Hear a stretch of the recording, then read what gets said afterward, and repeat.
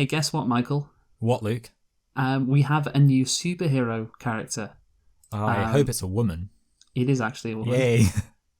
And the actress who is portraying her has also appeared in. I mean, it's noticeable that it is a female superhero character because the actress who has portrayed her has also portrayed other female characters. Jodie Whittaker. No. other female characters who have been known to be incredibly strong and empowering and just very good role models for young women in general, who are, but particularly young women who are going into relationships.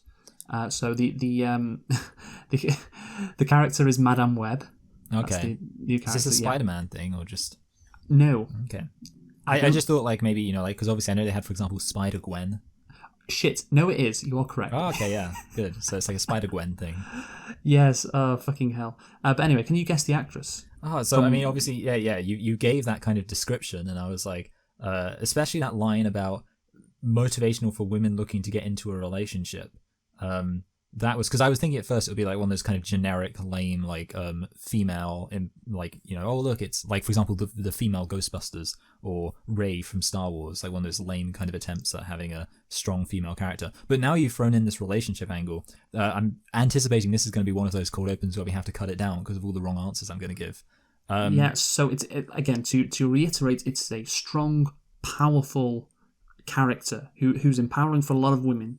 Particularly women who want to get into a relationship with billionaires, who are a few years older than them. Oh, okay, wait. Oh, I know this now. I can say it. I can actually give you the answer. Julia Roberts. No. What? Oh, I thought it was going to be Pretty Woman.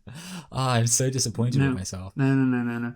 Even more stronger, more empowering female character than what was her name in Pretty Woman? Who cares? But it's not Julia Roberts, no. And I mean, just to clarify, it's not from a film we've spoken about, is it? We have actually reviewed this film. That always makes it worse. I feel like it's not going to be a strong, empowering female character. Oh, you just figured that out, did you? You just figured out that I may have been being sarcastic. Well done. It was, of course, Anastasia Steele. Oh, wow. Dakota Johnson.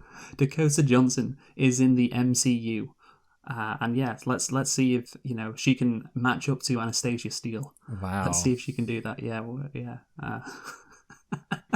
I can't believe you didn't realise I was being sarcastic. Julia Roberts and Pretty Woman. Come on.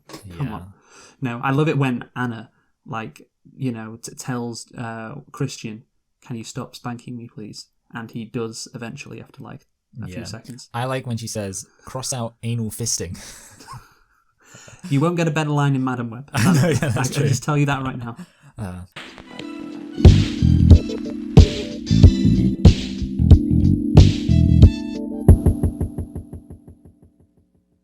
Hello and welcome to Select and Reflect, the movie review podcast where we look at films that have come out in the near and distant past to give them a couple of watches and evaluate them beyond first impressions. I'm your host Michael, and I'm joined as always by my co-host Luke, and this week we are celebrating the Oscars, the forthcoming Oscars, by looking at the films which were nominated for Best Picture last year. We've already looked at one, and so it was very exciting and very, very worthy of the Best Picture title. So we'll see whether or not this film is as well. And this film is The Sound of Metal. So Luke, why don't you tell us a thing or two about The Sound of Metal? Sure thing, Michael. I was very disappointed, by the way, with The Sound of Metal, that it wasn't actually a modern remake of The Sound of Music. Yeah, with Riz Ahmed. Actually, you know what's actually really funny? There's a Slovenian rock band that did an album cover of the soundtrack to the Sound of Music. Appreciate that fact, and thank you again for cutting me off. That's just because you were talking about the metal, Sound of Metal, and literally this is they're more industrial than metal, but let's not split hairs here. Okay, and thank you for doing it once again as well. You're welcome. Very appreciate it. Yeah. I thought maybe Riz Ahmed could be escaping, I don't know, Trump's fucking border force. Maybe I actually can't remember The Sound of Music. I know they were escaping Nazis, but they weren't actually Jews themselves, right? No, yeah, I think they were just political dissidents. Yeah, political dissidents. Yeah, right. They were resistance. # they were with her. Anyway, so The Sound of Metal is a 2019 American drama film directed and co-written by Darius Marder. It stars Riz Ahmed, along with Olivia Cook and Paul Raci. It stars a bunch of other people, but those are the only ones who are actually listed. Yeah. Let's do a couple more. Lauren Ridloff She played Diane, the death teacher. She is also in another movie we're doing this year, Michael. Oh, well, I've had enough guessing for one day. She's in Eternals. Oh, okay, that's great. Yeah, she plays the death superhero. Oh, okay, so she is deaf. In that case, that Yes. that ruins my opinion of her acting now. I'm like, oh, so she was just a deaf person playing a deaf person. Yeah, no, I imagine she is deaf. It'd be funny if she wasn't deaf and she just kept getting typecast in these deaf roles, and she just couldn't, get out of them like for her whole career. But anyway, yeah, she probably is. She probably is deaf. You know what? I'm gonna check because if I'm wrong on this, that'd be funny. It would be funny if she wasn't deaf. Yeah, exactly. And yeah, That's she what I'm just saying. played deaf. Yeah, there we go. She is. Oh, it's disappointing. That's so disappointing. Yeah, not because it's hard being deaf. Actually, as we learned, exactly. Yeah, being deaf's fantastic. Yeah, being deaf's great. Everyone loves it. Yeah. But yeah, no. It's really funny we're saying it's just you can't ignore the fact we're doing all of this on a podcast, like a purely audio medium, and we're like they can't get mad at us. I know, yeah, exactly, yeah. Screw deaf people. Yeah, we can be as horrible as we want, and they can't do anything about it unless someone tells them. Yeah, so it's just I bet the auto-generated subtitles on this video are going to be crap too because of our incomprehensible accents. Oh yeah, definitely. No, I might have to turn those off just so we don't get cancelled by the deaf community. Yes. They won't know what again unless somebody actually tells them who isn't deaf. But let's hope that never ever happens. So the release date of Sound of Metal, Michael, was November 20th, 2020. Actually, it was released over a year earlier at TIFF, the That explains a lot. Toronto International Film Festival. And yeah, the budgets, Michael, is there for you to guess. Oh, also, two languages. Oh, what are they? French and... wait, hold on. No, English and... Well, there's sign language, American Sign Language. Actually, yeah, you're right. This movie is... Well, the Wikipedia page is incorrect. There should be 3 languages here, but French isn't on there. So wow, I've had it with the oppression that the French community faces. I'm just going to say it right now, and this may sound controversial. Being French isn't something that needs to be fixed. And if that would be a much better version of this film, where it's like instead of like a deaf community, it's just French community, and this guy wants to get like surgery to fix his Frenchness. Anyway, so the budget. Well, obviously Riz Ahmed is the only major actor in here. I don't think it would have cost very much at all. Maybe like 3 million. 5.4. Yay! I got it within my thingy. Yep, half would be 2.7. You were over that, so congratulations. And now, can you guess the box office, Michael? Well, no. I don't think it made that much. So let's say maybe it made. So I'll give you some help with this, really? just like I did with Trial of the Chicago 7, because it's only fair. So it was released, of course, on Amazon Prime. Right. How much did the Trial 7 make? It made less. Oh, it made less. Okay. So I'm gonna say that this film made. Again, I feel like it's not much. But then, having said that, I mean, the thing is, okay, the one reason I think this would have made more, that would have made sense, is because if it was released at Toronto Independent Film Fest, and it did kind of the festival circuit back in 2019 before the whole COVID thing, that's got to be good for it. But I don't think it made that much. So maybe it made 4 million. No. It made 500,000. Yeah, okay. So yeah, that's another nice mark for you there. Yeah, I couldn't even. Yeah, 500,000. Yeah, that makes sense. Yeah. Now it's time to ask you: did you like The Sound of Metal? It was a good film. It was well made. It had some emotional moments. I mean, it wasn't a film, I guess, you would say plot heavy, but obviously there was an emotional aspect to it, which I did quite like. But overall, I don't know that I necessarily got like a huge amount out of this film. This isn't like one of those films I'm going to be like, oh yeah, Sound of Metal, just incredible film. Because I just didn't get that much out of it personally. But it was a good film, and I was able to, as I was watching it, appreciate that it was indeed a good film. So yes, I liked it. Yeah, maybe I'm a bit more high on it than you, but I broadly agree. It's a very good film. I wouldn't just say good; it's like very good, but it isn't great. I like a lot of the performances. I don't really have any issues with it, to be honest with you. And of course we'll talk at the end of the review about all the themes that are associated with this movie. But yeah, okay, that's good. Nitpicks, got any? I have one nitpick and one lit pick.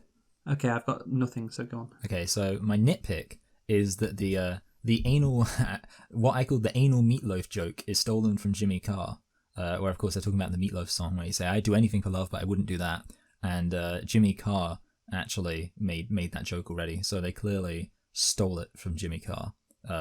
And I blame Riz Ahmed because he's obviously British. He probably heard about it.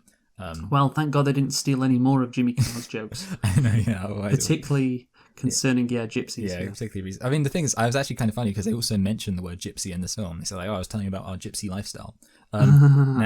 Jimmy Carr would not be happy with that. Yeah, exactly, yeah.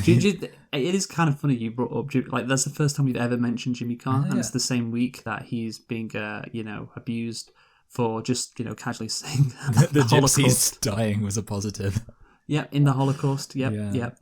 Great. Anyway, what an alpha. But yeah, and then my lit pick is, and I think you'll really appreciate this, it's funny that this came out, or rather we're reviewing this, the year after the season of Strictly, where a deaf person was the champion. And I think I just thought that was like a nice parallel, that obviously we have this film about a drummer who is dealing with being deaf, and obviously in the real world, we see that deaf people can even dance. And, you would think they wouldn't be able to because they couldn't hear the music, but they can, and they can go on to win Strictly Come Dancing. So I thought, what a nice art imitating life, I like to think. So say that again. I'm sorry. A deaf person. Won Strictly Come Dancing. Rose Ayling-Ellis is her name, and what's she famous for? Well, like a lot of people in Strictly Come Dancing, she's a soap actor.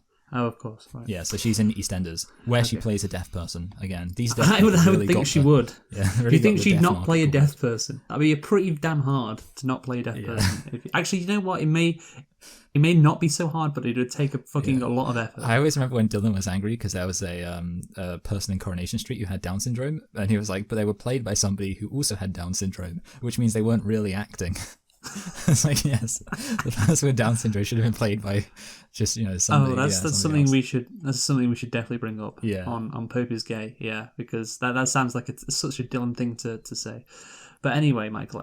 Let's get down to business with the concept of the sound of metal, or the plot. So it is of course directed by Darius Marder, who wrote the song with Derek Cianfrance.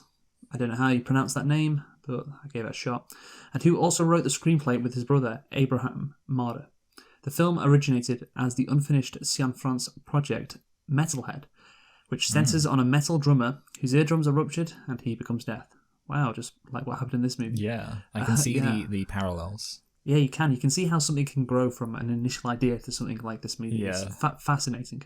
The film feature. I'm just reading it off Wikipedia, by the way. That's why.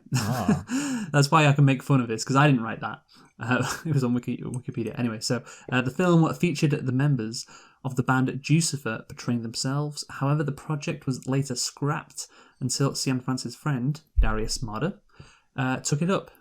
And yeah, so of course the movie is about this guy, Riz Ahmed, who plays a character called Reuben Stone, who becomes deaf and learns how to deal with being deaf, but still he doesn't quite accept his new reality, even after progressing, and that happens throughout the middle of the movie where he progresses, he doesn't quite accept his new reality, and then he, I guess, relapses is the term, because of course addiction is brought up several times in this movie, and naturally, of course, we're going to talk about that later on, the comparisons between drug addiction and what Riz Ahmed is doing, which I found quite interesting, and we'll get into it. But yeah, that's the case, and then he realizes, no, you know what?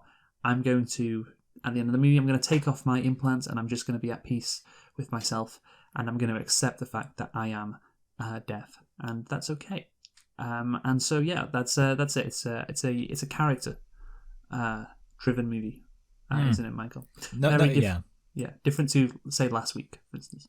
Yeah, this feels like a very different film from last week. It's kind of just funny to just imagine these films are in the same kind of cohort, and a very different movie to what we're doing next week as well. Yeah, wow, it's just all over the place. What a crazy year. Yeah, crazy indeed. You do know what movie we're doing next week? Yes, I do. Okay, we're doing. Oh yes. So you didn't. Well, I what I meant when I said I do is I meant, I can very quickly scroll to it, and yes, I do now know what the movie we're doing next week. Okay. And yeah, I mean, we've already got It is funny, these films we have right in the middle of our Oscar season. They're just very appropriately placed. God. Oh, shit. I just got a message from Apple, and I genuinely thought it might be The Queen's dead, but it's not. Instead, it's Camilla should be queen when Charles is crowned, Queen says in Platinum Jubilee announcement. What? So there you go. I thought I saw Queen and Apple. I was like, oh shit, is the Queen dead? That would be something, wouldn't it? But no, Camilla should just be queen. Great. But yeah, maybe Charles is just forcing her to say that because, otherwise he'll pull the plug. Yeah. He'll pull the plug on her. Anyway, right, let's get back to Sound of Metal then. So, the plot from Wikipedia, just to go through that, as we always do, is it stars Riz Ahmed as a metal drummer, Reuben Stone, who loses his hearing. And that's it. That's all it says. But of course, the movie was critically acclaimed, with particular praise for Ahmed's performance and sound design. And yeah, it was, of course, nominated for Best Picture, Best Original Screenplay, Best Actor, and Best Supporting Actor, and won for Best Sound and Best Film Editing. So there you go. Interesting how it didn't win for Best Actor. I know. Yeah, I found that interesting. Yeah, because. Sorry, go on. I was just going to say, yeah, because it did seem like, obviously there's always more than one good actor in the year, but yeah, this does feel like something which was kind of a very kind of actor-driven film. Yeah, I forget, last year was the year with Chadwick Boseman, and the biggest surprise was he didn't win. Yeah, because I was like, yeah, I guess Anthony Hopkins, yeah, oh yeah, Chadwick Boseman was in it with, for Ma Rainey's Black Bottom. Yeah. But yeah, I think, which, by the way, we're not even going to review, just wanted that on the record, so that's the greatest insult to Chadwick Boseman. Well, the thing is, it didn't win. It wasn't nominated for Best. Yeah, it wasn't nominated for Best Picture. So how can we review the movie if it wasn't nominated for Best Picture? That's all we do. Yeah, we didn't do it for Julie, where what's her face won. Renee Zellweger won Best Actress because that wasn't nominated for. Basically, people need to stop casting good actors in bad films. Yeah, that is true. Yeah, and by the way, of course, I'm listing what Oscars it won. Absolutely no surprise it won for Best Sound. Yeah, that's ironic. No, well, it's not ironic, is it? Well, I mean, it's just funny because obviously, I guess because the people who this film is about, if you will, wouldn't be able to appreciate the quality of the sound. I guess that's why I'm saying it's ironic. I guess so, yeah. But when the whole movie is about sound itself. The whole movie isn't really about sound, but sound plays such an important role in the movie that it's like, yeah, obviously. It's gonna be nominated for Best Sound and win it because it's fucking got sound in the title. Yes. So yeah, there you go. Like if the Academy had given Best Sound to fucking Promising Young Woman, yeah, that we'd have an issue there, I think. But thankfully, it went to The Sound of Metal, and of course, Best Film Editing as well. But yeah, Michael, let's get into the actual movie, The Sound of Metal. So, Riz Ahmed, he's doing his thing, he's living his life, and we see that he's starting to lose hearing, and the thing is he doesn't react to it the first time it happens in that shop he's in. Yeah, and I guess and the thing is, what I was interested in is we didn't see it happen for the first time. Normally you'd think, we'd see that, but we didn't, because he always sees it seems like he's dealing with it, and I thought, oh man, what's this? Yeah. And I thought later on in the movie we'd get a flashback to when he first couldn't hear and just, started freaking out a bit, but no. So I think that was interesting, because it would be good to see that, his first initial reaction to the situation, but whatever. And then, we see him go to the pharmacy because he can't hear anything, and then we, of course, now have to talk about the sound, Michael. Yes. The sound. Or lack of it, except it is still sound. There's still sound, but it's a different type of sound. This movie, of course, like we said, it's called The Sound of Metal. Sound plays such a pivotal role in the movie. You would think it would take so much care with the sound, and of course it does. And yeah, it was assuming to win the Sound Awards. It had to. It is a really impressive, and it's a great use of, I guess, the medium that you're in, because cinema isn't just a visual medium, Michael. No, it's an everything medium. But back in they couldn't have made this film in the 20s. No, they couldn't. No, and cinema didn't start until there was sound. It'd have to be muffled piano music playing. Yeah, I wonder if that was why there was 2 sound awards back. Because now there's just Best Sound, of course, which this movie won. But because people were so impressed with sounds in the movies back when the Academy started, we're like, we got to give all these awards for sound. It's so crazy. Yeah, but obviously it's impressive what you see. You or what you hear. Sorry, the switch between Riz Ahmed, what he hears, and then the sound going on in the scene. It's so cool. It's so neat to listen to that, isn't it? No, yeah, I really do. It's very kind of not unnerving really, but kind of like it just throws you off. You're just like, oh yeah, that's really kind of funky sounding. And yeah, I mean it does. It's obviously it puts you in kind of like the headspace of, and like when he was like trying to like blow on his nose to like make his ears pop or unpop, I guess. I was like thinking, yeah, I've sometimes had moments where like you get that like weird feeling in your ears. And yeah, I was like, oh yeah. It was kind of like, it made it feel a lot more kind of, I guess, relatable in terms of like, you could imagine what it is he's going through and how it'd be if you like had this just weird thing going on with your ears. And yeah, obviously having that actually in the audio that we can hear, it's like, yes, I'm really, really getting what's happening with this character. Yeah, I you know what I like, Michael? What? The amount of times you said like just then. I do have a small criticism. What? You could almost say it's a nitpick, but I don't think it is, because it's just a bit weird. For some reason, when he goes to get his ears tested at the doctor's, and the doctor says the words, and then he repeats the words, we can hear, like, I could hear the words very easily, and like every word that he was saying, like even when we're supposed to be hearing it from his perspective, like he said, bass or whatever, and like I heard like, oh yeah, that's very clearly what he's saying. And I just thought it was a bit weird that like you would think the whole point is that we're supposed to be hearing what he's hearing, and yet when he does the hearing test and we hear it from his perspective, it was pretty easy to hear. I just found that like a bit strange, because I was like, hold a minute, I thought we're supposed to be hearing things from his perspective, and yet this hearing test is very easy for me, and yet apparently it wasn't for him. Maybe you've got good ears. Maybe I do know. Which is crazy. I wouldn't have thought of myself as having good ears. Because the thing is, I didn't try to. You didn't try to beat the deaf person. Yeah, no. Maybe if I go back, I would try to listen. But I was just, watching things and being like, oh, so this is him really struggling, and I was just trying to figure out what the test was. I wasn't really trying to listen to the words specifically, but maybe if I go back, I would. But nevertheless, Michael, that's impressive. You should be like you said, you should be very happy you can hear better than a deaf person. Yeah, I know. Yeah, this is my greatest achievement. Anyway, so again, so anything else to say on the of course, sound is used throughout the movie. Yeah, that's the thing. Yeah, it's a very kind of omnipresent thing. Yeah, this technique, I guess. I don't know, what would you even say? It's just different sound levels. Yeah, I mean, yeah, obviously they kind of like they muffle it, I guess is one way of saying it. This tech, and of course we'll bring it back at the end when he gets the implants in. Yeah, but yeah, it's just like a really cool thing to see, and you would think that the movie would do something like that, because that's the point of. Again, it's not the point of the movie, but this is what the movie is broadly about, and they pull it off really well, and it's executed pretty damn well. It's a good idea, and yeah, massive thumbs up. It's why this movie. That's the thing. Like that kind of thing is really cool to see in a movie, because this movie will probably be rated in our ratings about an 8 out of 10. Just in the ballpark. Yeah, it can be up or down. And we watch so many 8 out of 10 movies, particularly while we're doing the Oscars, where it's like, oh yeah, of course every movie is different, but it's broadly the same thing. But it's really cool to see something unique like that in a movie. It sets it apart. Yeah, it does. Yeah. Even though it's like there's similar rated, but let's move on to Riz Ahmed deciding not to protect his hearing, even though he's told by the doctor. I just like this bit, because they don't really focus on it. I guess they do focus on it because again it's part of the movie. But once again, a character in a movie can't get the necessary surgery because it costs so much money, because the American healthcare system.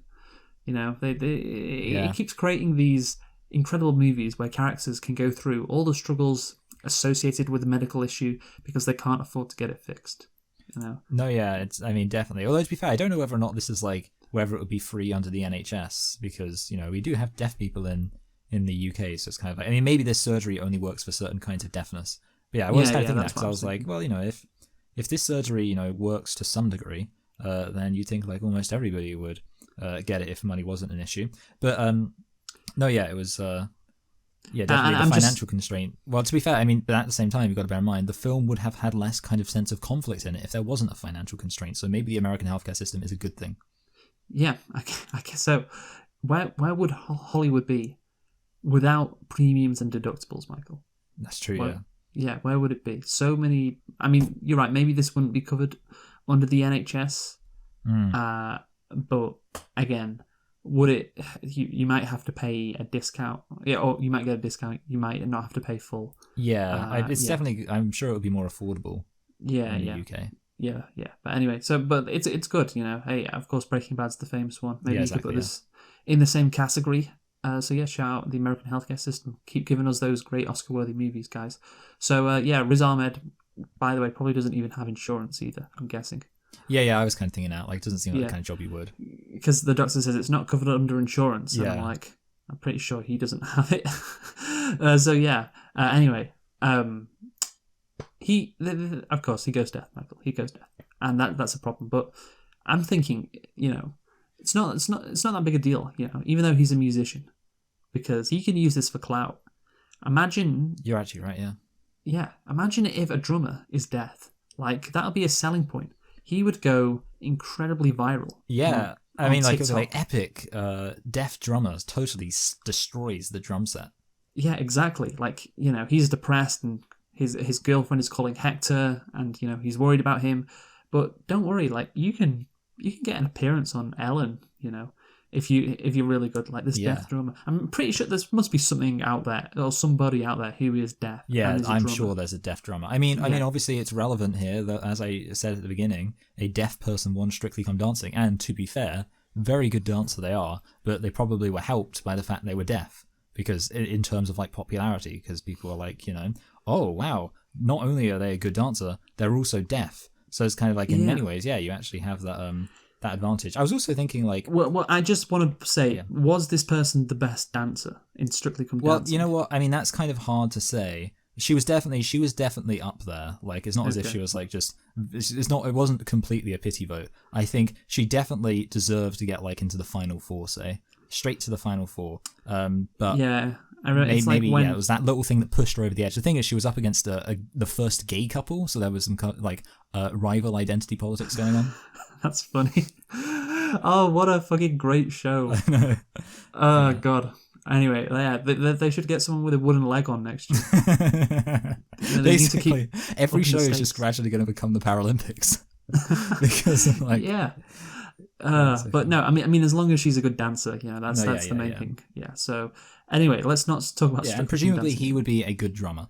And I was also thinking like he could just like he should at least be wearing noise cancelling headphones, because kind of like if I knew I had a hearing issue, like the reality is you only need to be able to hear like a little bit in order to kind of get the cues he needs from the music. I was like, he should at least be wearing noise cancelling headphones.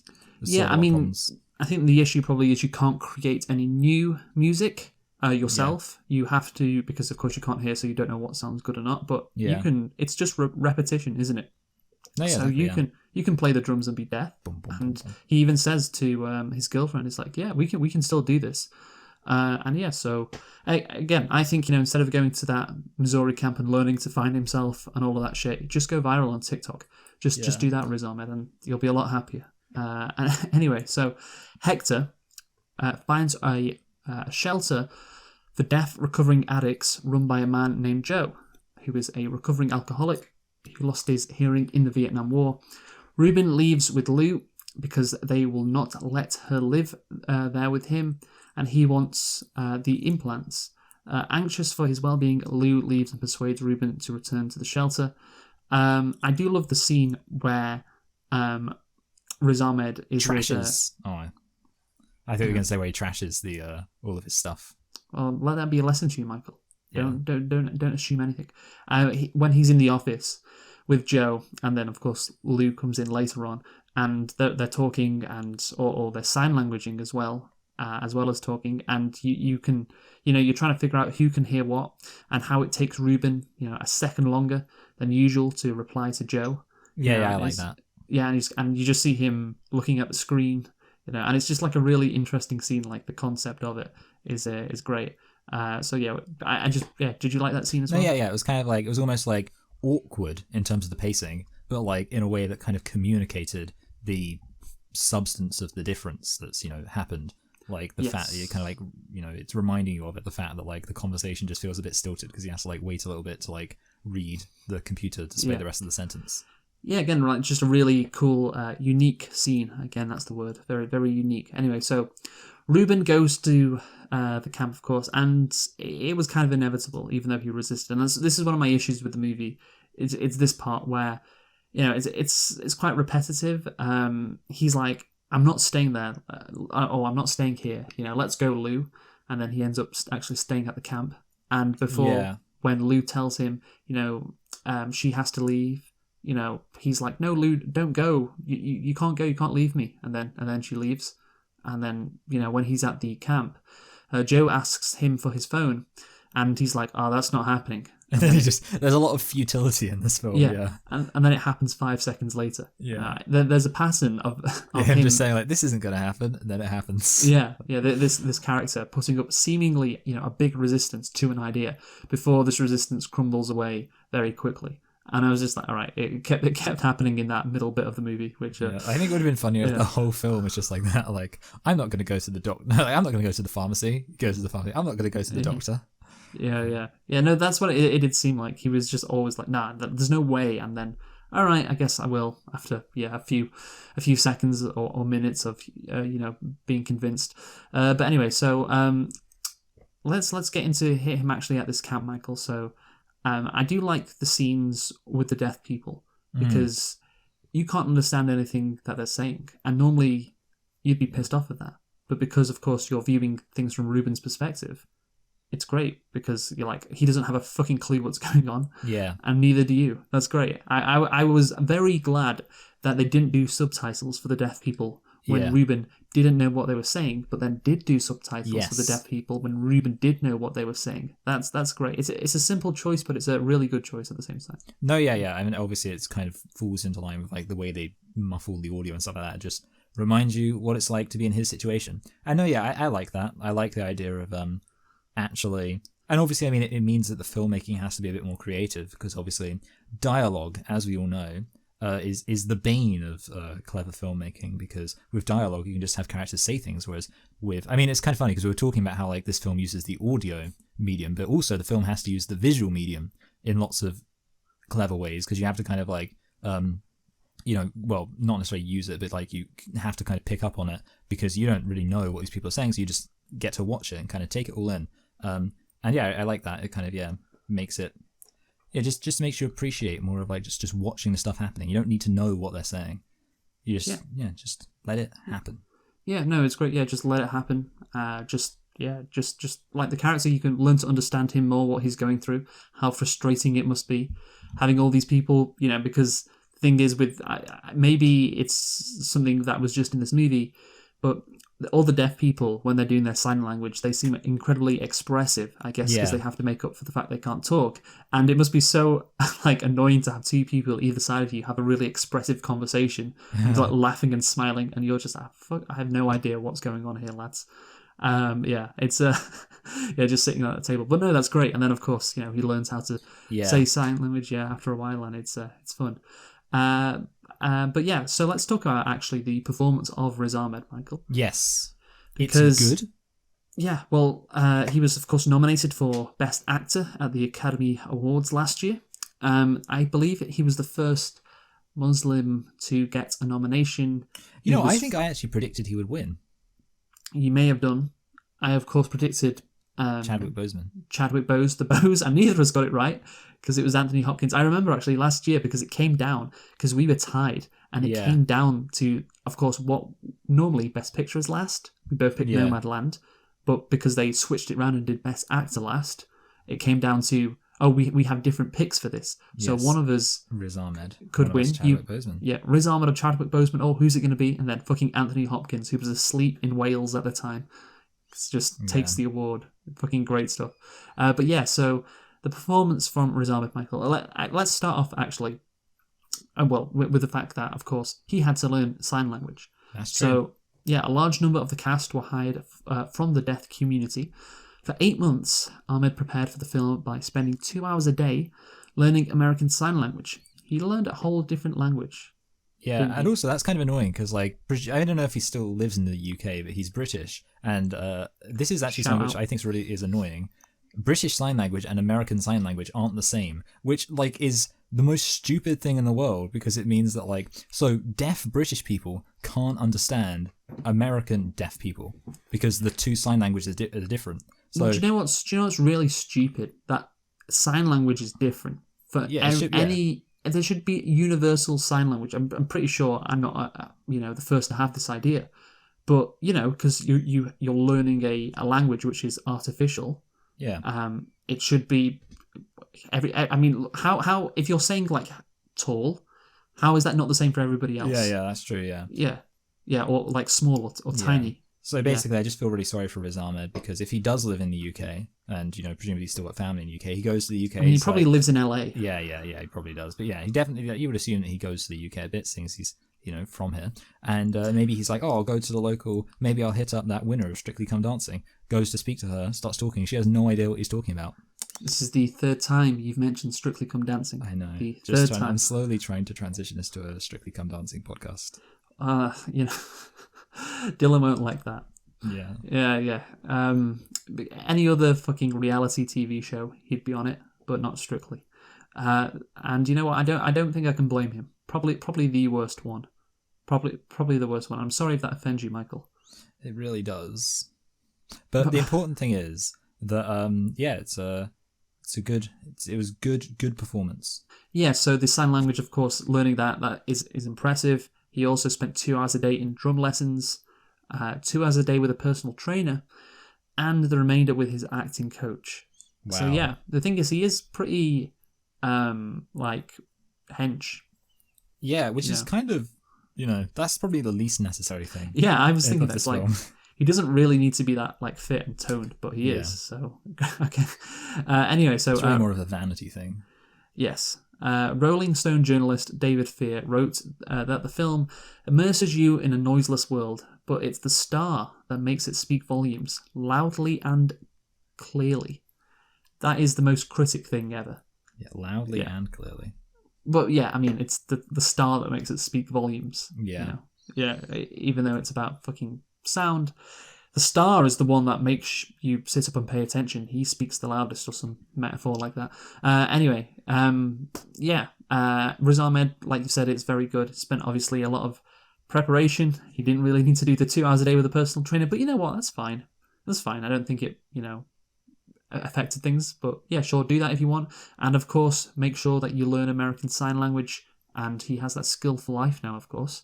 And a lot of effort was put in, and it's crazy. He probably, in terms of best actor, he probably finished third, didn't he, in the votes behind Hopkins and Chadwick Boseman. So good year for actors, clearly.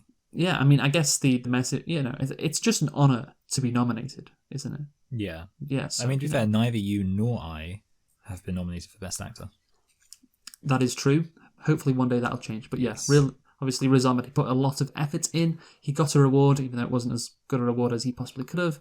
But still, great stuff. And yeah, his performance, of course, it's a character-driven movie, like we said, and therefore his performance has to be good, and it really was good.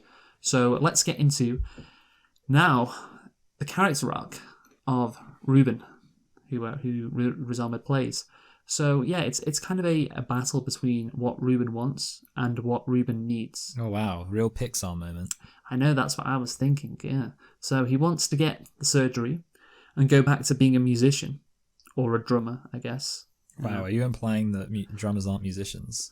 I actually heard that joke first on the Honest trailer for Sound of Metal, because they do honest trailers for the Oscars every year. Yeah, and it's like, I'm gonna get it up again, because it was a very funny joke. How because you didn't expect the joke and it hit, and I was like, oh, that's quite funny.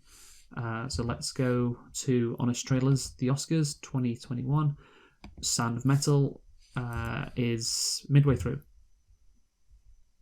Oh yeah, he loses. So it goes. He loses his hearing, which is a nightmare scenario for a musician, and I guess pretty bad for drummers too. That's quite funny. Yeah. Again, so I have no dog in this fight, so I don't want to say anything, that could. I don't know. Did you know, Michael? Are drummers not musicians? Tell me. I suppose. Well, I don't know. I mean, obviously, I'm able to play the guitar, and I suppose that gives me some ability to judge other people.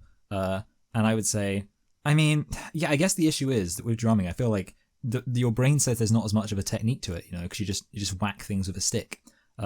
Like I feel like, but the reality is there's a skill to it, but maybe it's just not quite as impressive of a thing to do. That's what I'll say. No, that's fair. So, of course, we have this character arc with Reuben. A battle between what he wants and what he needs, like I said. And, he wants to be, a musician, wants to get the surgery, but what he needs is to learn how to be deaf and live a happy life. That's what he needs. And that's his character arc. It goes from being isolated, of course, to being part of a community. Yes. And all that part of the movie is really good. And then, he's on the mend, he's on the fix, and you understand what choices he has to make. But then, of course, there comes a point, what phrase am I looking for here, Michael? Crossing. Yeah, a crossroads. A fork in the road. A fork in the road, a crossroads, whatever. He comes up to this point where he needs to decide. I think Joe lays it out for him. Do you want to go back to your old life, or do you want to continue here in Missouri? Yeah. And he sees a video of Lou, and he's like, no, I want to go back. And he sells everything to get, of course, the hearing implants. Because, he loves Lou so much, even though, of course, she ain't that good for him. But he goes back. And, Joe then, of course, he sells everything, gets the money, gets the hearing implants. And Joe makes the point that he sounds like an addict when he's asking for money. So what this movie then, this is one of the central points of the movie, is that Reuben is kind of addicted to metal music and it is harmful to him, or I guess the metal lifestyle in general. Yeah. And he has been subjecting himself to it, and that's harmful. And of course the music is a part of that because it has caused him issues. So basically, Michael, don't do metal music. Basically, this was really made by some kind of a radical puritanical Christian. Like, don't do metal music. It's as bad as the drugs. But no, I mean, obviously, it's is it actually that explicit? Because it seems to me, I look at things, in movies sometimes, and I'm like, okay, I get what you're trying to do here. It's a metaphor, I guess, and you could say it's a metaphor for just living an unhealthy lifestyle, perhaps, and doing things which are harmful to you. But at the same time, it's like, is it specifically about, is it just about don't follow your passion obsessively, even if it's harming you? Or is it more about, metal music specifically? Yeah, I mean, so I'll say also that, for me, like, the mention of addiction, it was something which I found interesting. It wasn't something where it was actually immediately obvious to me what was trying to be said. I think that idea of like, I mean, I think it's kind of something which I will probably mention when we get more towards the end of the film, but I think there is this idea of like obsessing over something can be bad, and just learning to accept your situation can be a good thing. And, maybe you could say that the desire to like always trying to be, I guess the discomfort with his present situation, you could say, is probably something that would be in the profile of an addict. But the definitely, insofar as like trying to actually get a more specific meaning out of it, other than just like a broad sense of, well, doing things that are harmful because of an obsession is bad. Like, trying to get anything more out of it than that seems to be like something where you're like, well, does that really make sense? Yes, that was kind of my response to it. I was like, okay, that's vaguely interesting, but I feel like the more you try to dig into it to find like a substantial point, I think the less that point would make sense, maybe. So sum that up quickly for me. Well, I mean, I felt like I kind of summed it up a little bit just then, where basically like it was like the simple point is just like, well, he's kind of acting like an addict in that specific situation is obviously true, but what exactly we can infer about his general lifestyle choices and what choices he should be making, and of course what the film's trying to say about life in general, is a bit harder to pick up. No, I see what you mean. Yeah, it is harder to pick up because you don't know whether they're going full on, like, oh yeah, if you actually, because that's the thing. It's his lifestyle is of course harmful, and so the movie or people who made this movie could be just like, oh yeah, don't do anything, even though you enjoy it. Like, I guess taking drugs, it's obviously it can be harmful. So make sure you cut back. Don't become an addict with, say, playing fucking metal music and going on tour and damaging yourself. But like, what else? How else can you play? Yeah, that's true. Yeah, there's not like a clear way of like what else Yeah, can you do? if you play the drums, you're gonna fucking hurt your ears. Yeah. Eventually, like that's inevitable. I mean, you can put noise cancelling earphones on, but of course, I've seen plenty of fucking drums don't do that all the time, do they? No, yeah, exactly. No, yeah. It seems like, yeah, that's kind of the issue. Yeah, it's sort of like Was he there's actually sense of, like, doing what is he anything? trying to do? Yeah, sorry. Was he actually doing anything that was harmful, or was he just playing the drums? It just seemed like he was just playing the drums. Yeah, it didn't seem like he was doing anything too bad. I mean, it's a bit weird that, like, there's a whole thing about, like, he's not even done drugs in 4 years, and it's kind of like that also seems a bit weird because, like, he's trying to suggest he's an addict. Just seems to be like, there almost seems that would, like, contradict that message because, like, well, actually, it seems like he's somebody who's got a pretty good hold on any kind of harmful impulses he might have. So yeah, when he mentioned that addiction thing. Also, just while we're on the subject of this, I do think that, like, it was kind of like setting him up for addiction when the guy was just like, I'm gonna kick you out of the program, and it's kind of, I don't know, yeah. Obviously, it's not really a problem with the film, I don't think. But when that happened, I was like, okay, that's, like, interesting that this guy you would think is kind of motivated by trying to help people, and yet this guy's like, just needs to stay around for like 4 weeks, and he's like, nah, go be in a hotel completely on your own. And it's like, dude, if you're worried about addiction, I feel like if I had to be in a hotel for fucking 4 weeks on my own, questioning all the life decisions I've made, that would be one point where I'd be like, yeah, I feel like I could like that would turn lots of people to addiction. I feel like just being completely isolated in a hotel for 4 weeks. Yeah, 4 weeks. Yeah, I don't know. That's longer than you have to quarantine under COVID. Yeah. Anyway, yeah. I mean, you're right on the whole. Him getting kicked out. It does seem to be, but then he says, "Hey, everyone else is here. Yeah, I gotta protect everyone else." I mean, I guess he could keep it a secret. But, maybe he's addicted to helping everybody else. It's harmful. Yeah, you're being like an addict right now, trying to help everybody. Yeah, you could just say everyone's like an addict, really, when you think about it. Yeah, but yeah, he was asking, like, can I borrow some money so I can... No, yeah, that is definitely... It was like an addict thing to do. Yeah, but that's the thing. The parallel is... What the movie is presenting, the parallel is buying money for drugs is the same as buying your RV back so you can go and play music again. That's what the movie is paralleling. So, therefore, well, you can make the connection. Drugs, fucking playing music every night, even though it damages your hearing. And yeah, this is the thing. Obviously, the whole camp is for people who are recovering drug addicts, but also the whole camp does seem to be like, if they treat deafness like you're recovering from drugs, well then how you got to be deaf, then in the case of Riz Ahmed, how he got to be deaf must be basically like drugs. So again. And you could just say, well, it's harmful. It's about doing something that is harmful to you. It's not specifically about heavy metal music, but there again, he was just playing the drums pretty damn normally, and he wasn't taking drugs. He'd been clean for 4 years. Yeah. Of course, he was living a life which wasn't, I guess, ideal, but he seemed to be fine with it. Some people like living like that, as we'll see in Nomadland later on. Yeah, some people like that. We just live in an RV. So yeah, it's kind of, there has to be implicitly a connection between heavy metal music and taking drugs and how they're both harmful. And therefore, it is, I think, pretty much impossible to read this movie as anything but anti-heavy metal music. No, yeah. That's the thing. That's implicit. Like, that's the conclusion you have to come to if you just look at everything. No, yeah, I agree. And that's like, and obviously that just seems like a weird message.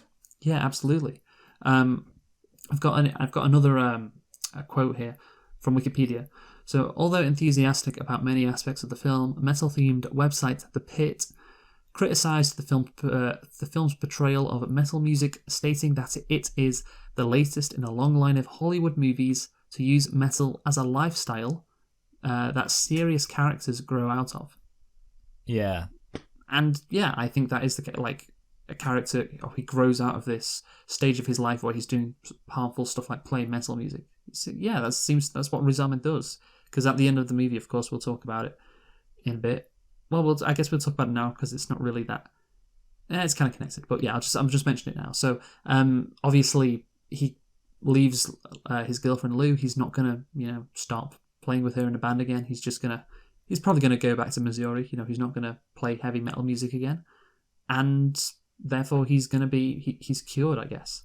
he's fixed, and he could have got back, he could have relapsed and gone back to playing fucking heavy metal music. But as the Pit says, this movie portrays him as someone who's growing out of that lifestyle. Yeah, and that's his character arc. I'm gonna get rid of, again, nothing to do with the drugs he was taking while he was on the road. I'm gonna grow out of this lifestyle, and I'm gonna just become a regular old person who's grown as a character, who's helping people in Missouri or wherever the fuck he's gonna go. And I'm not actually gonna fucking go and go and play fucking concerts every night and go on tour in an RV playing the drums. I'm not gonna do that, because that's a bad thing for me to do, and I've grown out of it. Yeah, I agree with that. Yeah, the idea of it's just a lifestyle he abandons, and that's just it's very weird, I guess, because the film's called The Sound of Metal, and yet his relationship with metal just seems like it's just it's a weird situation, because it's kind of you would think the film would be about this guy struggling to play metal while being deaf, but really in a way there's actually not that much of the time that his interest in metal and his deafness intersects. Basically he's playing metal, then he goes to the deaf camp or whatever, and then he's while he's there, obviously, you could say he plays some drums on the slide or whatever, but he doesn't really do any metal stuff. And yeah, basically, in fact, at no point, if you're watching a film called The Sound of Metal and it's it's about this heavy metal drummer who goes deaf, you'll be quite shocked probably to hear that literally after the only time when he's playing metal is within the first 20 minutes of the film. At no point for the rest of the film does he actually play metal at all. And yeah, it is kind of strange within that context that he just ends up seemingly just being I'm just not going to play metal anymore. Yeah, again, this theme would work. The theme that the lifestyle he was, the heavy metal lifestyle was bad for him. If it showed at the start that he wasn't happy, and him and his girlfriend wasn't happy, but that's not the sense you get from the movie. It just seems like, this is kind of what they do. This is just regular old living for them, and they're fine with it. And it's not like they're fighting. It's not like Riz Ahmed wakes up and hates himself. It just seems like, hey, they're just going about their life. This is what they do. So yeah, that means that, again, the movie is implying intrinsically that lifestyle is harmful, like you said, and and again, you would, like you said, you would expect maybe from the title, and I certainly did before I went in. This is going to be about him coping while being deaf, but still playing heavy metal music, still following his passion. Wouldn't that be inspirational? Because again, I assume there's nothing intrinsically wrong with playing heavy metal music, but this movie, I think you have to, like we said, you have to follow through with its logic.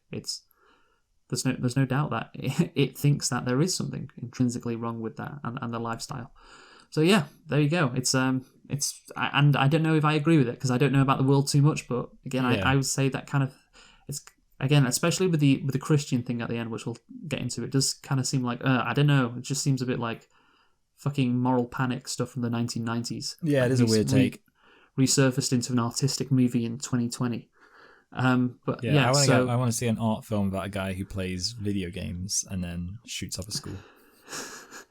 Yeah, the video game lifestyle is harmful. You can't play video games, and I guess the comparison would be somebody plays video games so much their hands doesn't work anymore. Oh yeah, that would be good. Yeah, somebody gets kind of carpal tunnel syndrome. Yeah, and so they can get the surgery, and it's like, hey, no, you're being an addict. Yeah. You can't go get the surgery and stay here in this video game recovery. Stop your video game addiction. Yeah, stop your video game addiction. And I see, yeah, you're right. Video games can be addictive, of course, and that's bad. And anything can be addictive. But that's what Riz Ahmed's character says is true. It was his job. That's how he fucking earned money. Yeah. So, and again, it doesn't seem like he was playing excessively. He played every night. That seemed like a standard thing for people to do. Or if you were if you're a heavy metal music drummer thing, that's what you do. You play a concert every night. That doesn't sound unreasonable. So yeah, I don't know, man. It just seems like it is kind of a weird analogy to make a weird comparison, and I don't think it really works, to be honest. Especially with the Christian bullshit that they throw in, which I'm going to get to in a bit. But first, let's talk about the other theme in the movie. Is it that deafness is fine? Yeah. And again, that is good. It's a good theme. The hearing aids, of course, are not working great for Riz Ahmed, and the message is that there is no quick fix. You must learn to appreciate yourself if you are deaf.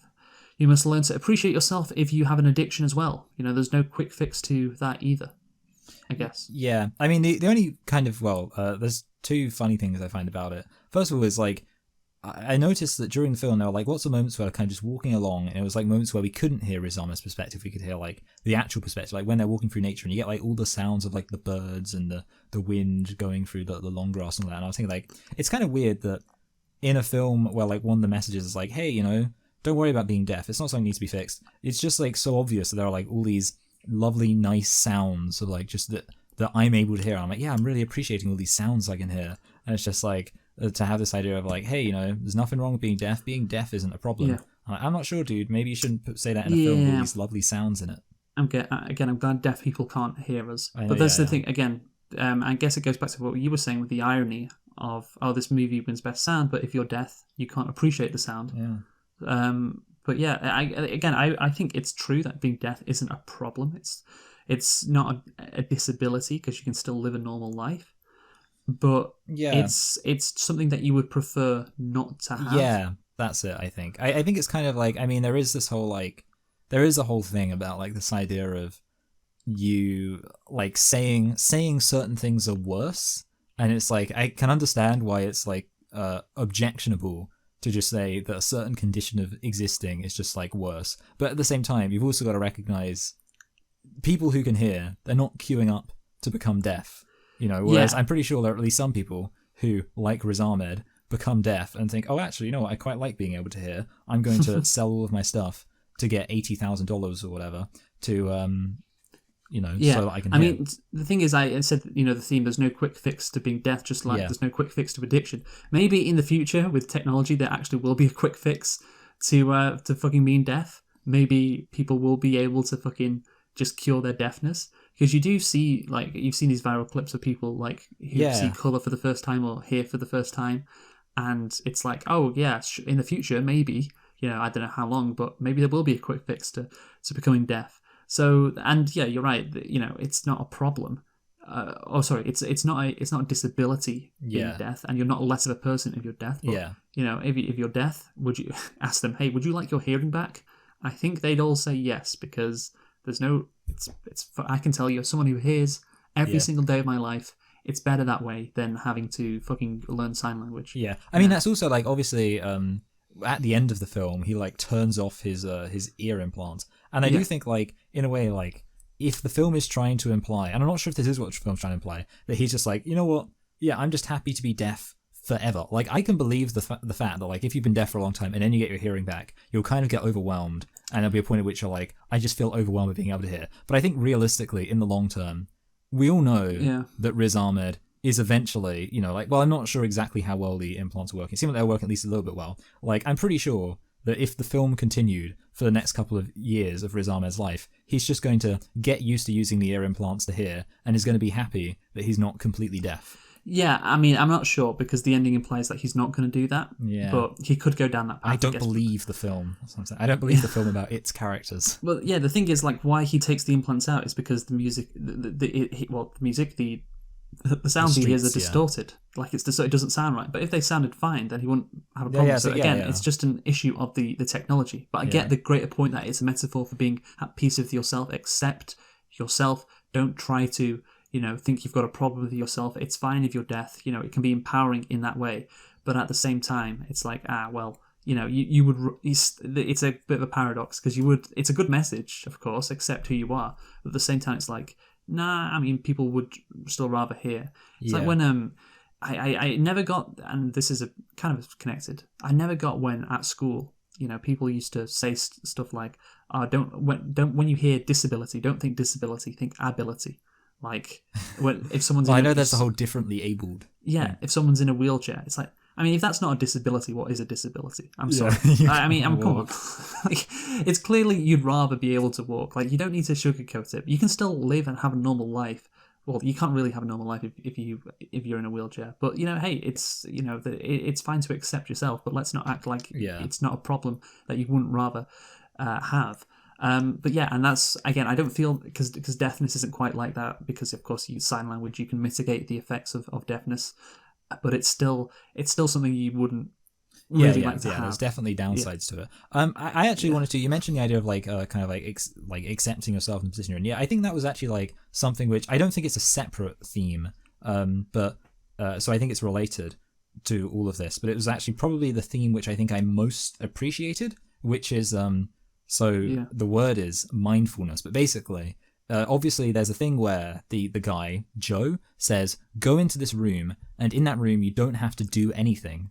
And if you have any thoughts, just write them down. And that, like, which I was fine with. Yeah. I'm happy with that. And like the kind of strategy there is, I'm pretty sure that's supposed to be a thing called mindfulness, which basically like it's the idea of just like you just sit with your own thoughts and just like you just accept your thoughts and like the situation and all that kind of stuff, which makes sense. And I kind of like the impression I got, because then later on he says like, you know, when you've been in here, have you had any moments of stillness? And I think like there's the impression I was kind of getting is that Riz Ahmed, like, he wants to fix things. Like he's the kind of person, his character, he doesn't want to be in the situation he's in. He wants to get to, you know, some That's why you fix the reef earlier. Exactly. Yeah, you don't need to fix yourself because you're okay. Just accept who you are, be at peace with yourself, and that's of course what he does at the very end of the movie. And that's the kind of thing. Like at the end, like obviously he has the moment of being in silence, but he also has like it's kind of like a very clear kind of stillness. And I thought it was interesting that he like said that question, like this whole time when you've been trying to fix this problem, trying to